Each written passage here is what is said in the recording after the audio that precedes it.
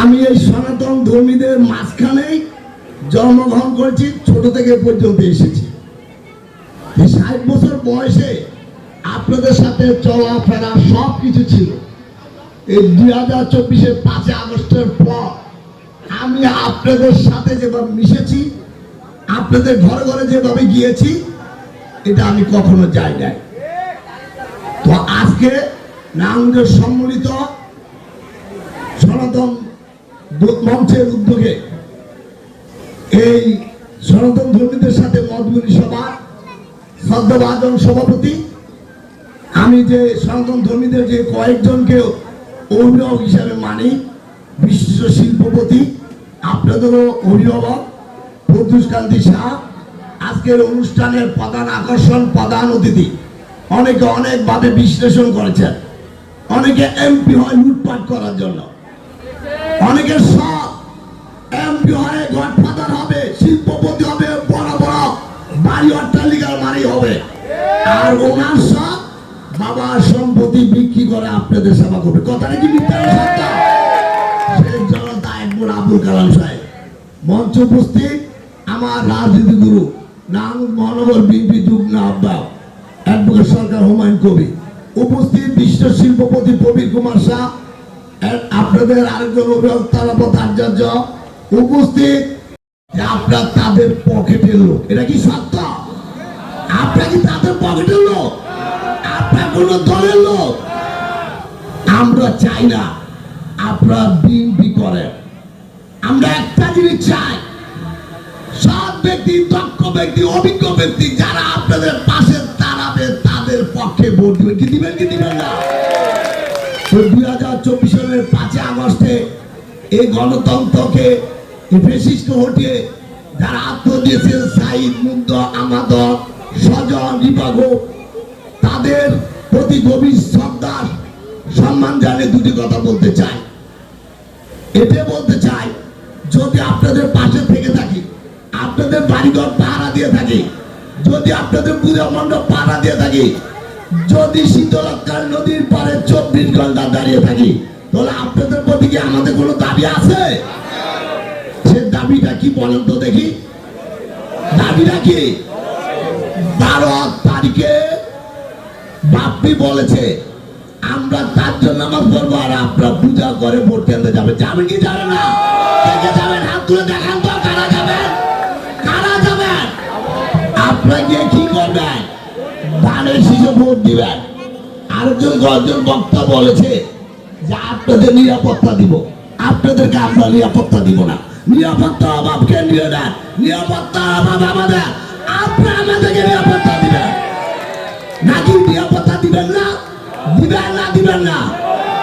আর vote দিয়ে চলে আসলে চলবে না। অন্য বার বিএনপি লোকেরা ভোট কেন্দ্র পাহারা দেয়, এবার আমরা পাহারা, এবার কারা পাহারা দিবে? আপনারা। আপনারা ওই ধর্ম ব্যবসায়ীদেরকে প্রতিহত করতে হবে। কি করবেন, কি করবেন না? যারা মার্কার পরিবর্তে জান্নাত চায় তাদেরকে, আর যারা আপনাদেরকে সংখ্যালঘু বলে তাদেরকে প্রতিহত করতে করবেন কি করবেন না? তো কদিন আগে আপনাদের কি নেই বক্তব্য দিয়েছেন আমাদের হুমায়ুন কবির ভাই, এখানে আছেন শ্রী তারাপদ আচার্য, আছেন নারায়ণগঞ্জ মহানগর জাতীয় দলের সদস্য সচিব আবু আল ইউসুফ খান টিপু, যিনি একদম গ্রাউন্ড লেভেলে যার পদধারণা, যিনি এই বিগত 17 বছর এই গ্রাউন্ড লেভেলে কাজ করেছেন, উনি অনেক নির্যাতন সহ্য করেছেন, সে আবু আল ইউসুফ খান টিপু। এখানে আছেন আমাদের প্রদীপ দা, কৃষ্ণদা সহ আমাদের ইয়াংস্টার, যে নাকি পরবর্তী প্রজন্মকে আমাদের নারায়ণগঞ্জকে পরিচালনা করবে, আবুল কাউসার আশা, যে একটু আগে যিনি বক্তব্য দিয়ে গেলেন। সত্যি আমি অবাক এবং তন্ময় দিয়ে তাদেরকে তাকিয়ে আছি তার বক্তব্য, কারণ আমি তাকে অনেক ছোট থেকে দেখেছি, এখন অনেক মেচুর, অনেক সুন্দর বক্তব্য দিয়েছে। আমি তাকেও ধন্যবাদ জানাই যে আমরা পরবর্তীতে আমরা তাকে নিয়ে অনেক গর্বই করতে পারি। এখানে আরও উপস্থিত আছেন আমাদের ময়নাপা আছেন, মাসুদ ভাই আছেন, এখানে আরও বিএনপির নেতৃস্থানীয় ব্যক্তিবর্গ আছেন, এবং সামনে যারা বিভিন্ন মন্দিরে থেকে এসছেন প্রতিনিধিবৃন্দ, আমি দেখতে পাচ্ছি আজকে সকল মন্দিরের প্রতিনিধিবৃন্দ এখানে এসছেন। রিয়েলি আমি ব্যক্তিগত আমরা কিছুদিন আগেও একটা অনুষ্ঠান করেছিলাম, সেখানে আমাদের হিন্দু সম্প্রদায় অনেকে ছিল, ওনারা আবার আজকে এখানে এসছে, আমিও ছিলাম, আজকে আবার এখানে এসেছি। আমি চাই যে আমাদের বিরুদ্ধে কোনো আমরা ঐক্যবদ্ধ হয়ে আমরা একসাথে কাজ করবো। তো যাই হোক, তারপরে আমি কৃতজ্ঞতা জানাই আজকের এই অনুষ্ঠানটা, তিনি আমার শ্রদ্ধ দাদা ছিলেন প্রয়াত রণবীর রায় চৌধুরী, তারই সুযোগ্য সন্তান বাপ্পি রায় চৌধুরীর সঞ্চালনায় এবং পিছন থেকে তার সার্বিক সহযোগিতা, এবং এখানে আছেন রাজীব মণ্ডল, এখানে শঙ্করদা সহ আরও যারা এই অনুষ্ঠানটা আয়োজন করেছেন সকলকে যাতে আমি খুব ধন্যবাদ। তো একটি কথা বলি যে এখানে কালাম ভাই সম্বন্ধে অনেকে অনেক কিছু বলে দিয়েছেন, আর আমি যেটা বলবো সেটা প্র্যাকটিক্যাল। আমি নিজ চোখে দেখা আবুল কালাম আজাদ, উনি 3বার এমপি ছিলেন। আমি কিছুদিন আগে এই নদীর উপর বন্দর ওনার বাড়িতে যাওয়ার আমার সৌভাগ্য হয়েছিল, জাস্ট আমরা একটু ওনাকে একটু ফুল দেওয়ার জন্য আমরা গিয়েছিলাম।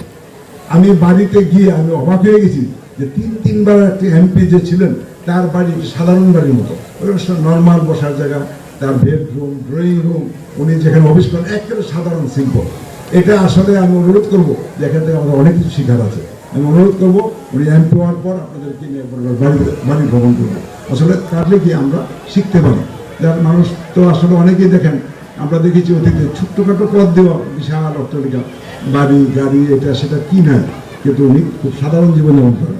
তো যাই হোক, আমরা চাই যে আমরা যেই কথাগুলো এখানে অনেকে বলে গিয়েছেন, বাপি অনেক কথা বলে গিয়েছেন, আমাদের সম্প্রদায়ের লোক যে কথাগুলো বলে গিয়েছেন সেই কথাগুলোর সাথে আমরা একমত। তা আপনাদেরকে আমি এটুকু বলবো যে আমার সৌভাগ্য হয়েছে গতকাল, আপনারা জানেন যে ঢাকা 17 আসন থেকে আমাদের মাননীয় সম্মানিত চেয়ারম্যান মহোদয় উনি নির্বাচন করছেন। তো যেহেতু আমি একজন 17 আসনের একজন বাসিন্দা গুলশান বাড়িধারা, সেখানে আমাদের উনি 7 জনকে ডেকেছিল। তো যাই হোক, আমি জানি না, আমি সবাইকে দুর্ভাগ্য যে আমি সেখানে কালকে যাওয়ার আমার সুযোগ হয়েছিল এবং আমি ওখানে কথা বলেছি এবং ওনাকে আমরা আমাদের সম্প্রদায়ের সমস্যার কথাগুলো বলেছি, পজিটিভ নেগেটিভ সবই বলেছি। উনি খুব ধৈর্য সহকারে সব কথা শুনেছে এবং উনি বলেছে যে আমরা নির্বাচিত হলে নির্বাচনের পর আপনাদেরকে আবার বলবো, বসে আপনাদের যে সমস্ত সমস্যা আছে সেটাও আমার প্রথম কাজ, আমাদের সঙ্গে চেয়ারম্যান মহোদয় বলেছেন। তো সুতরাং আমাদের সুযোগ আছে, আমরা কথা বলবো। তো আমি কথা না বাড়িয়ে আমি ওনাদের কথা শুনবো। তবে আমি এটুকু বলবো যে আগামী 12 তারিখে আমরা সবাই সকাল সকাল, যেহেতু আমাদের চেয়ারম্যান মহোদয় বলেছেন যে আমরা সকাল সকাল সবাই গিয়ে ভোট কেন্দ্রে, আজকে যেমন এখানে আমরা দলবদ্ধভাবে এসেছি, ঠিক সবাই আত্মীয় স্বজন, মা বোন ভাই বোন নিয়ে আমরা সবাই দলবদ্ধভাবে গিয়ে আমরা ভোট দেবো এবং ধানের শীষ মার্কায় ভোট দিয়ে কালাম ভাইকে নির্বাচিত করে 13-14 তারিখে আমরা একটা বিজয় মিছিল করবো। সেই আশা, সেই প্রত্যাশা রেখে আমি আমার